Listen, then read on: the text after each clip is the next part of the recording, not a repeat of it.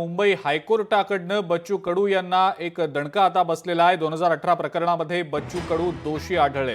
सरकारी कामामध्ये अडथळा आणल्याचा कोर्टाने ठपका ठेवलेला आहे। 3 वर्षांची शिक्षा बच्चू कडू यांना झाल्याचं आता समजतंय।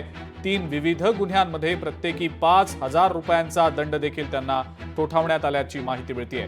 या संदर्भात बोलण्यासाठी स्वतः बच्चू कडू आपल्या सोबत आहेत फोन लाईनवरनं। बच्चू भाऊ, आपल्याला आता हायकोर्टाकडनं हा जो निर्णय समोर आलेला आहे, काय नेमकी पहिली प्रतिक्रिया आहे आपली या संदर्भातली? महापरीक्षा पोर्टलचा विषय होता। मास्क ऑफ व्ह्यूची प्रचंड गोंधळ व्हायचा, मेहनत करणारे विद्यार्थी बाजूला जायचे।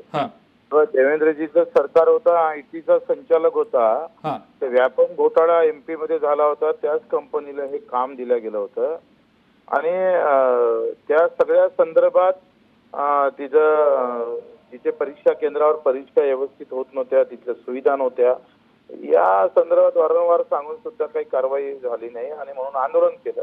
त्या आंदोलनातून आमच्यावर हा गुन्हा दाखल झाला। सिस्टीम मध्ये दोष होता आणि गुन्हा मात्र आमच्यावर दाखल झाला। सजा मात्र आम्हाला सुनावलं जातं, हे अतिशय वाईट आहे।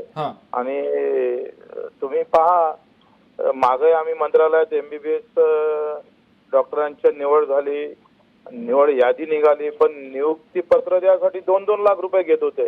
खाली ग्रामीण भागात डॉक्टर नाही आणि मंत्रालयातून पैसे घेणं सुरू होते। मग त्यावेळेस आम्ही आंदोलन केलं, त्याच्यावर त्या संदर्भात आमच्यावर सजा सुनावल्या गेली।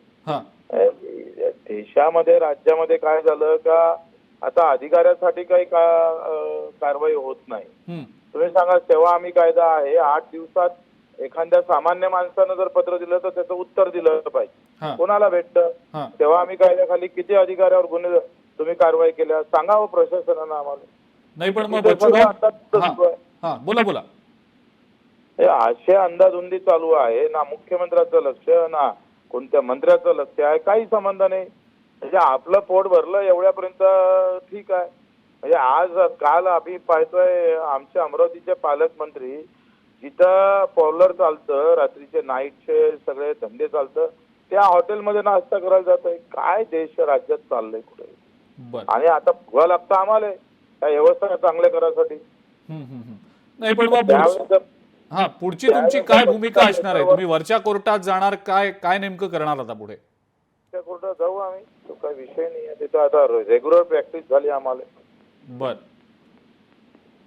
बर पण एकंदरीतच तुम्ही जे म्हणताय की या सगळ्यामध्ये काही गोष्टी जाणीवपूर्वक केल्या जातात असं तुमचं म्हणणं आहे का? आहेच, आता सरकारचं लक्ष आहेच ना आमच्यावर। आंदोलन करू नये, जास्त समोर येऊ नये, सरकारच्या विरोधात जाऊ नये। आता सगळ्या केसेस काढल्या जाणार, सगळ्या केसेसच्या संदर्भात आमच्यावर टाच लावण्याचा प्रयत्न होईल।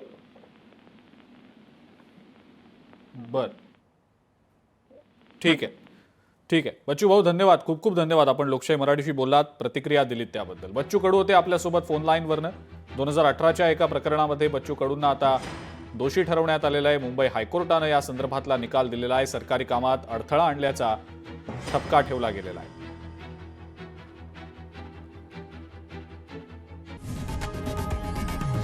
लोकशाही मराठी ऐका, पहा, जागरूक रहा।